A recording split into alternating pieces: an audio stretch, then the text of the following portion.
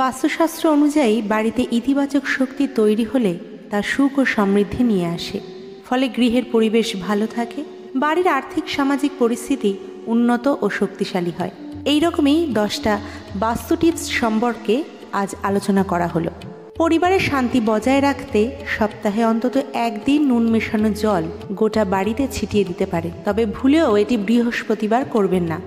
ঝাড়ু বা নোংরা কিছু আলমারির আশেপাশে রাখবেন না।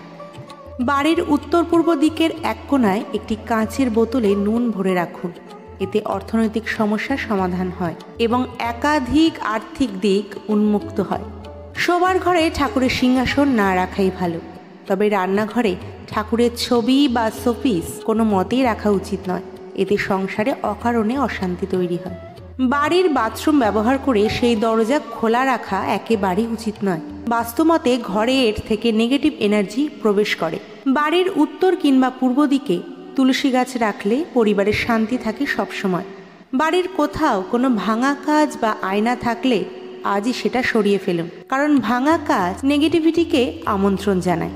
বেডরুমে আয়না না রাখাই ভালো, এতে স্বামী স্ত্রীর মধ্যে ঝামেলা হওয়ার সম্ভাবনা থাকে। যদি ঘরে আয়না রাখতেই হয় তাহলে ঘুমানোর আগে সেটি ঢেকে শুতে যাবেন। বাথরুম কিংবা রান্নাঘর থেকে জল পড়া খুবই অশুভ, এতে অনেক অর্থ ব্যয় হয়ে যায়।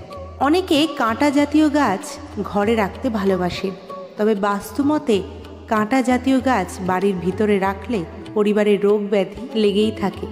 এই ভিডিওটি যদি আপনাদের ভালো লেগে থাকে তাহলে অবশ্যই একটা লাইক দেবেন এবং সকলের মাঝে শেয়ার করে দেবেন। সকলে ভালো থাকবেন, সুস্থ থাকবেন। হরে কৃষ্ণ।